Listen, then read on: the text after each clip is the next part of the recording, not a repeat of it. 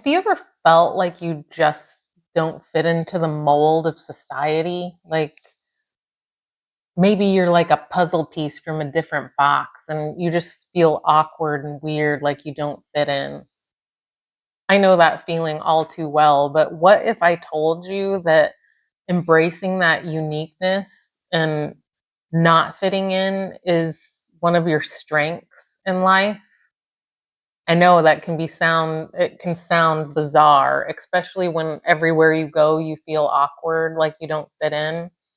Like I said, I get it. I didn't fit in from the time I can remember. I always felt awkward and weird.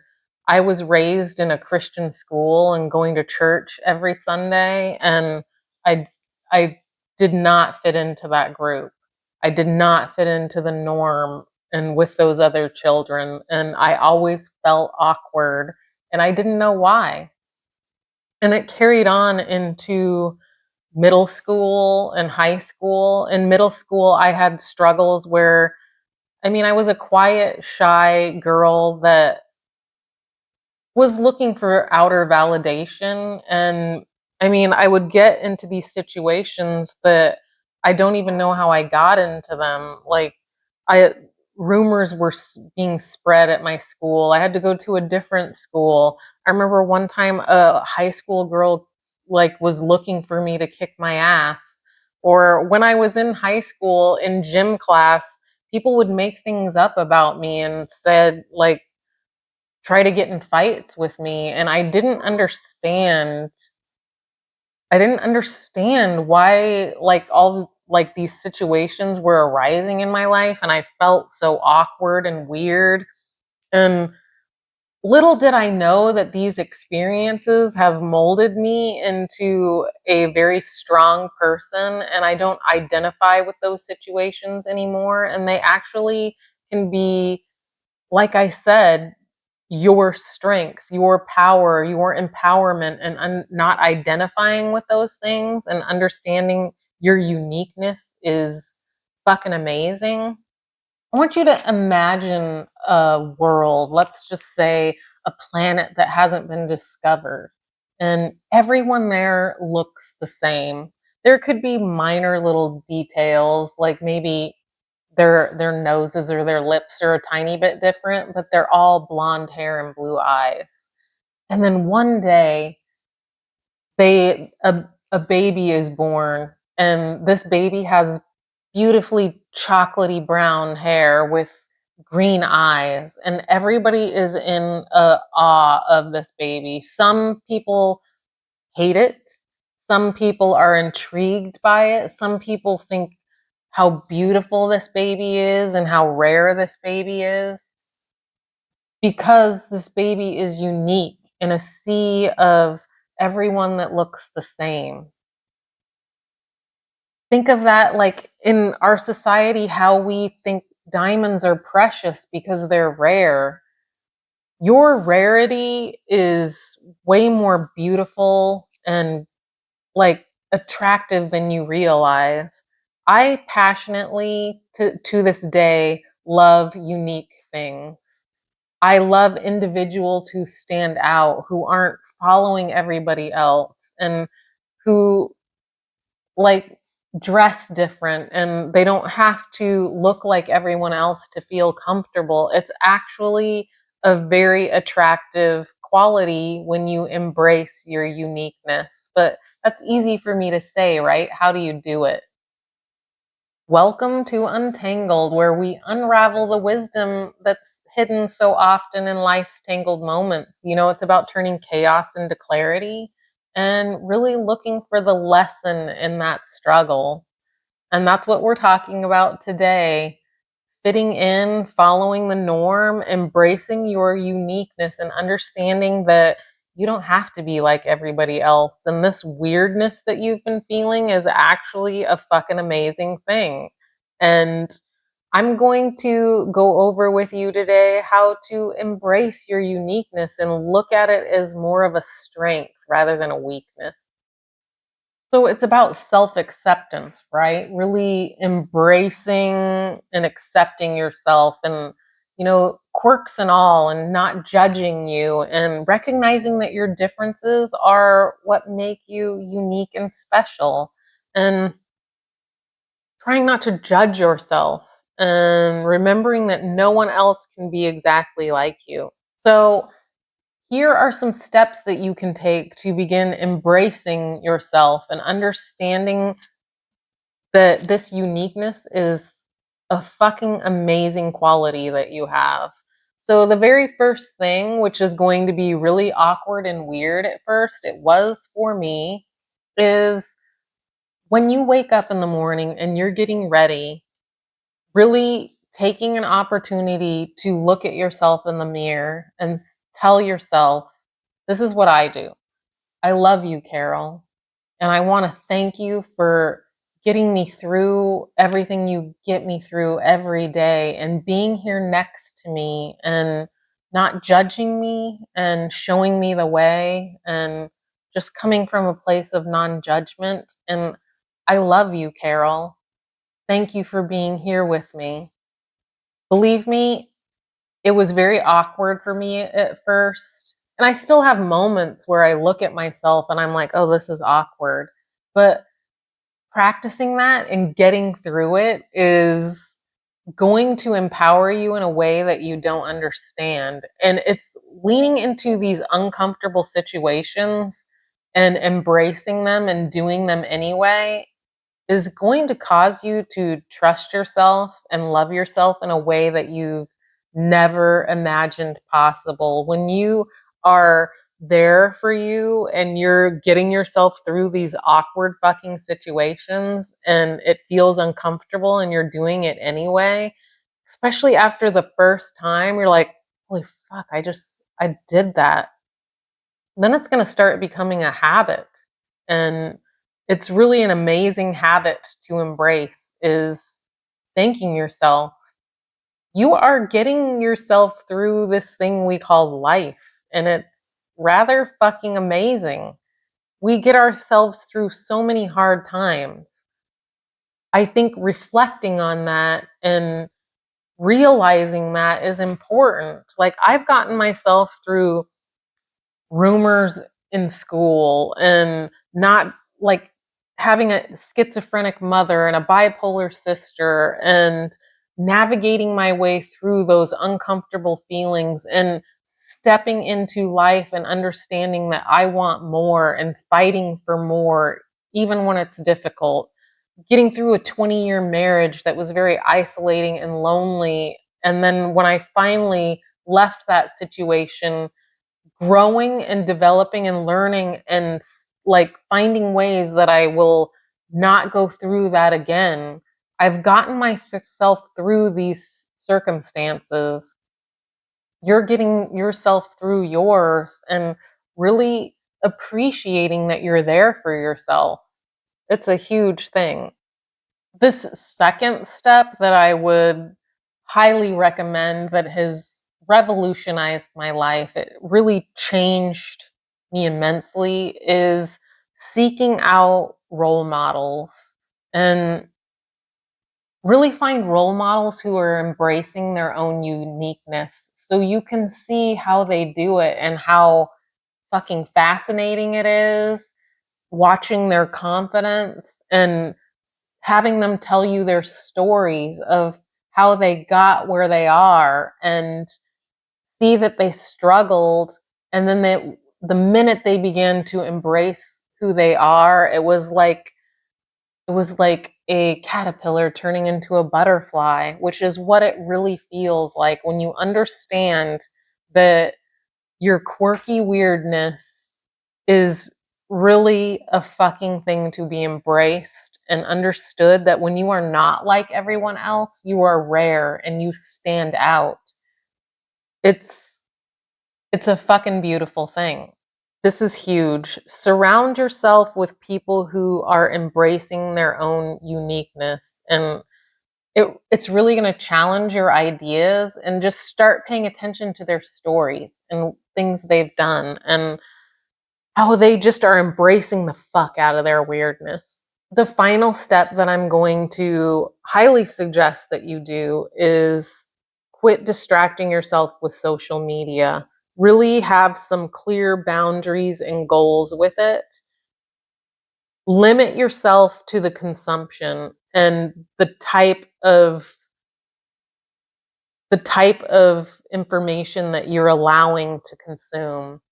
This is what I do. I post, and I only allow myself like watching a few YouTube videos a day, and that's really directed in a learning environment for me, what I'm focused on. It could be meditation. For instance, I might listen to Alan Watts or After School, or listen to Aaron Doherty or even Matthew Hussey if I'm interested in like learning something about um, relationships, and really having tight schedules of what I'm consuming. And I do find myself on occasion scrolling, but I'll catch myself quickly. And I'm just not interested in having this world of fakeness thrown at me and having these distractions and having beauty being thrown at me and Botox and commercialism. I've really honed in on what I'm going to allow my mind to consume, and it's made such a huge difference in my life. Consuming social media can just skew your reality in so many ways. One way you can look at it is it's really curating a vision of people's lives of how they want you to see it. I mean, you don't see it all. Even with what I'm putting out there, you only see what I'm showing you. Uh, I have a pretty amazing life, but there are days where I have difficult times. I do try to share that with you because I'm a human being, but users tend to highlight their achievements and show you bits and pieces of a reality that can really be skewed. And I'm sure you know that they use algorithms. They're they're sending you shit that can possibly elicit a reaction from you. And it's crazy to think about if like they're trying to get a reaction from you to have you on there more, and limiting your time and limiting the subjects that you're allowing to consume is really just going to change your reality. I'll give you an example. During COVID, me and my husband were on Facebook, and we really got caught up in these back and forths, like it was being shown to us of this masking and unmasking and just all the craziness that was going on. And we made a decision to delete our Facebooks, deactivate them, delete them.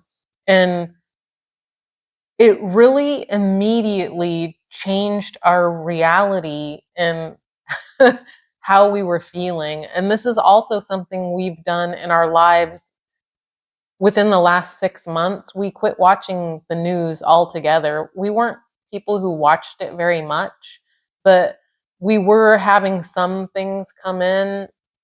And when we stopped watching that, it changed our reality completely. We we've realized how much control we have over our day to day by not allowing those things in our lives. The constant exposure to that filtered information that's coming to you from one perspective, it's just a representation of one thing, and it can lead to feelings of discomfort. And when you're consuming Instagram and social media, you might even feel inadequate or unworthy. If you think about it too, it's also going to add time to your day. It's a time drain. It sucks time from your life. And I know there have been bubbles of time where I really was consumed with social media.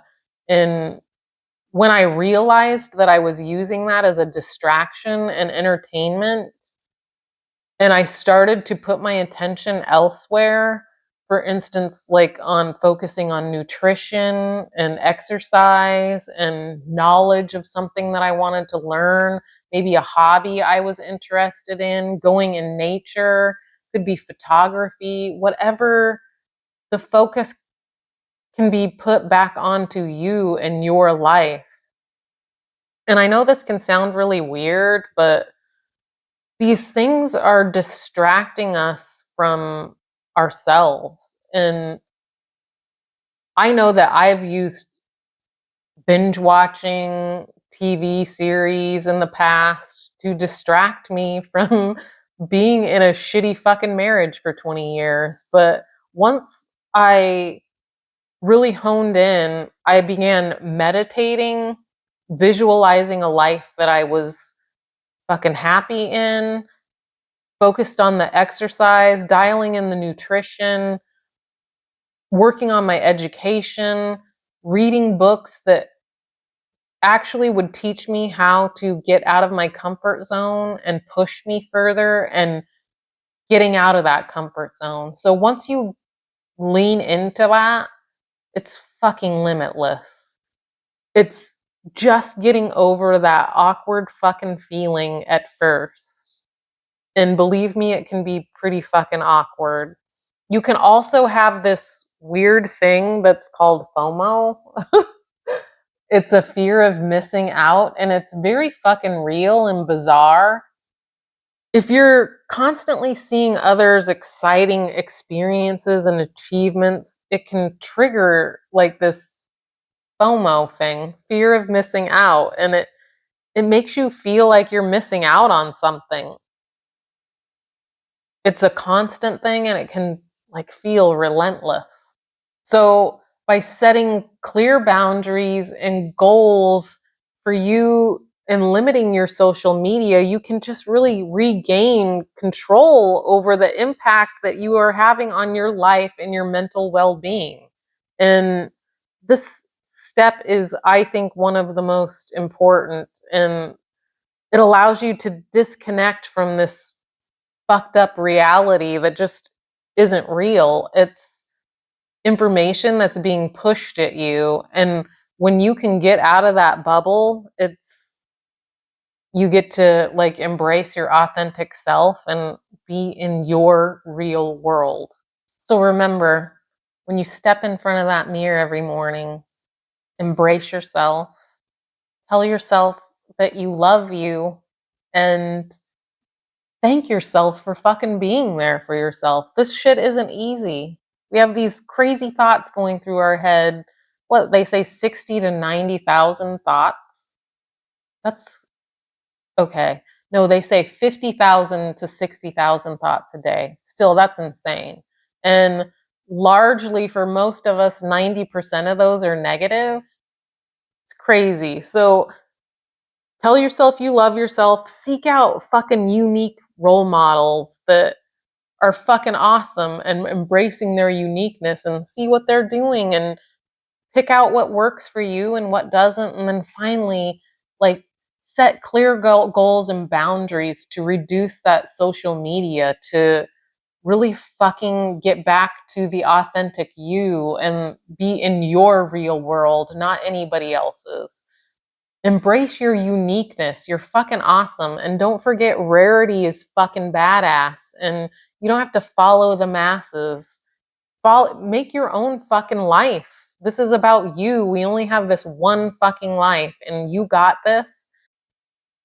Thank you for joining me on another episode of Untangled, where today we unraveled the wisdom that might have been hidden in our uniqueness, and that we're learning to embrace our weird and really see that it's actually a strength and not a weakness. Thank you for coming. I'm Carollee. I'm an empowerment coach, and I empower you to embrace your life, to wake up every morning feeling empowered, feeling a sense of purpose and fulfillment, and and really finding love, finding self-love, which will translate into your relationships in life. If you need extra support and you want to invest in yourself today, I invite you to email me at info@coachcarollee.com. Let me know why you're ready to embrace yourself. I have 3 spots available, so make sure to email me right away. And I'll see you on the next episode. Bye, guys. Love you.